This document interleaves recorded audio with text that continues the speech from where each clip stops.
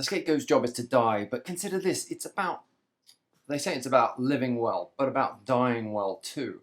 If we can make a psychic shift, if those of us who have been black sheep, scapegoats of our family, and those empaths feel too much, take on other stuff, carry psychic baggage of others, if we can make a psychic shift away from that scapegoat mentality, then we can find empowerment and turn up in the world on our terms.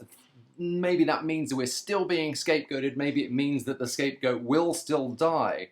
But it's about how we're living, not about how we're carrying the baggage of others. That's what this video is about. My name is Mark. This is The Emotional Alchemist. I help scapegoats, black sheep, and empaths find empowerment, put down the baggage of the past, and find that joy in life that we're all looking for. If you want to see more videos like this, hit the subscribe button, little bell icon. When we look at some of the greatest people in history, they have been scapegoated. If you look at Martin Luther King, they tried everything they could to suppress what he was saying until they shot him. Then you look at John Lennon, perfect scapegoat, because he looked weird, he said weird things, but actually, if you look back now, he's talking a lot of truth, and the easiest thing to stop him was, sure enough, a bullet. And then, of course, we get to the greatest scapegoat of Western history, which is the story of Jesus. Now, I know that some people say that it's 100% historical fact that a book written 2,000 years ago, every single word is perfect and the word of God. I don't read the newspaper because I can't work out what's true and what's false, and that came out yesterday. And now I'm not saying that the Bible is not amazing and it's got incredible stuff in it, but let's look at it. There was a guy, he said some enlightened things. They killed him for it, scapegoated him, crucified him for it because he didn't, because it went against all of the establishment rhetoric, that what they were saying, the paradigm that they wanted kept enforced. But for me, and then actually, he said so much good stuff that a couple of hundred years later they had to say, okay, we need to do something about what this guy said, and what are we going to do, because actually it caught on really well. And so they fudged it. It's the greatest lie in history. If you genuinely believe that the Christianity you experienced, and maybe the Christianity you experienced was heart-based, beautiful, loving, non-judgmental, with all of the gifts of the Spirit, that wasn't my experience. For me, anyone that calls themselves Christian and isn't acting in the gifts of the Spirit, then the love and peace, joy, then it's a little bit like someone calling themselves vegan and continuing to eat meat. And I understand that people say, oh, but we're human. And I'm like, yes, but it's the intention. If you intentionally hurt somebody, set out to intentionally hurt someone and then say, I'm imperfect, it's like, but I'm still going to heaven. It's like, for me, that's just living difference. It's not the words that that you say, it's your actions. It's like, that stuff is bizarre. What I wanted to say really was the psychic shift in or the kind of psychic state of Jesus before they crucified him, because actually if you read in the story, and I don't label myself as a Christian because to do so would be to because it doesn't mean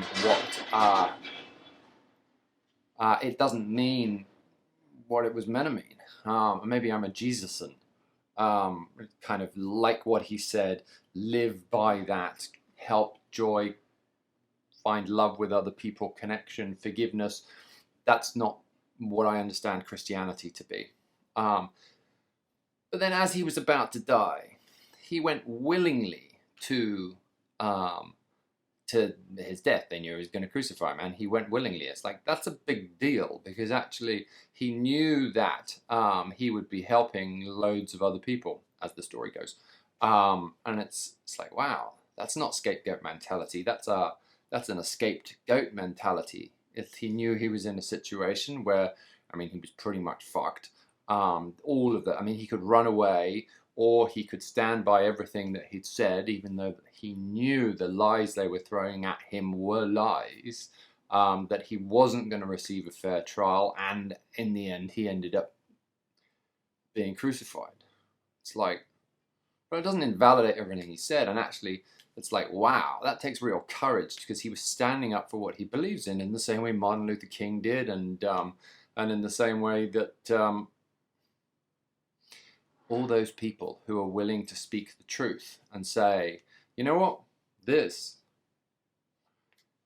and then they get sidelined, marginalized, some get killed, some get trialed by press. Modern crucifixion happens in the paper.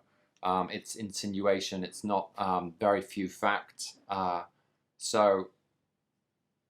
it's designed that way. It's like, why would anybody step out of line to say, you know what, I don't think it's right that that is happening. That takes real courage, because actually it makes you a target. And so many of us grew up, this is the scapegoat role, many of us grew up as a target. We learned to hide. That's so much of where my anorexia came from. And my addiction, it's like not wanting to be here, because the world's a scary place. And without empowerment, without having found security inside by going back and doing shadow work and looking at those places where I hurt and where I was hurt, the message that I took on from other people, which I believe to be my own, you know, anything before the age of 6 and 8 goes in unfiltered. It's like, if you received any kind of messages before the age of 8, which are, looking back now, somewhat questionable, it's like very understandable to know that there's a tape running in there, but it's not your tape.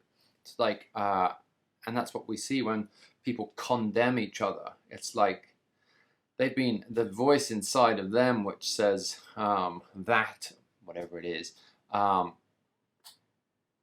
it's like we're given the voice of the devil. It's that continuous, and for so many of us, it's like, you are wrong, you'll never be right, you'll never get it right, you've always done it this way, you'll never get it. You should be ashamed of yourself. That's the voice of the devil. That's not my voice. That's not my voice of my 4-year-old. That's not my voice of my 6-year-old. I learned that voice. And if I become aware of it now, and just tune in to actually what the Bible says, this is a very biblical version of a video. If I can tune in, it says that still small voice. You know, ego shouts at me. The devil that was given to me says, yeah. Yet when I can just pause, check in, be aware of the fear, kind of how my thoughts and my beliefs create emotions in my body, that's the fear, and then understand that sets off chemical messengers, which is why my stomach does that. If I can just pause, stay conscious, feel the gripping in my stomach or my chest, and realize that it's just, that is a feeling, literally a feeling in my body. And I can think, or I can just sit with this thought and go, yeah, it's scary. But mainly it's scary because 30 years ago, it was reinforced that if I live in a certain way, I'm going to go to hell. And that my concept of hell isn't really in terms of visuals, because the concept of hell was instilled in a 4-year-old Mark.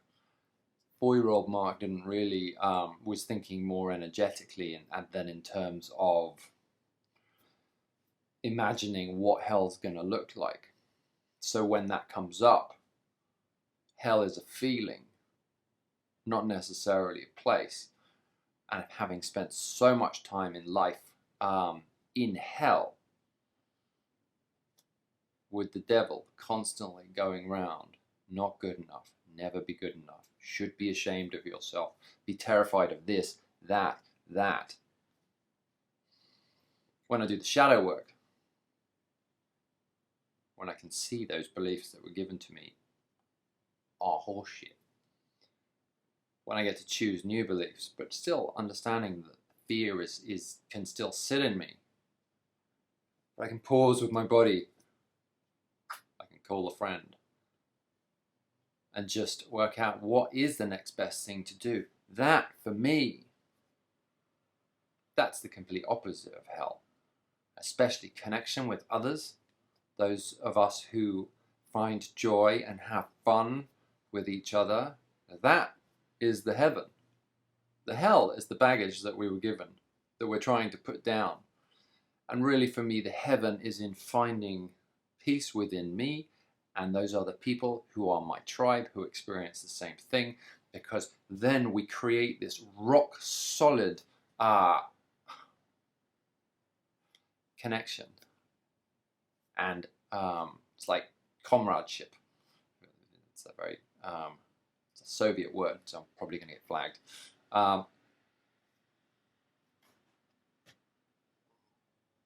We find that connection with others. I find that connection with others all the time. The more I'm willing to put myself out there, let people see who I really am. That invulnerability is invulnerability.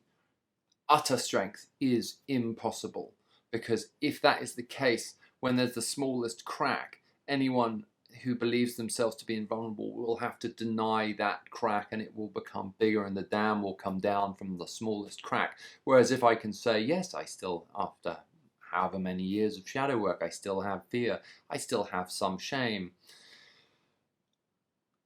and that's okay, because that makes me human. Lots of other people are like that, other than those people that can't admit any form of emotion whatsoever.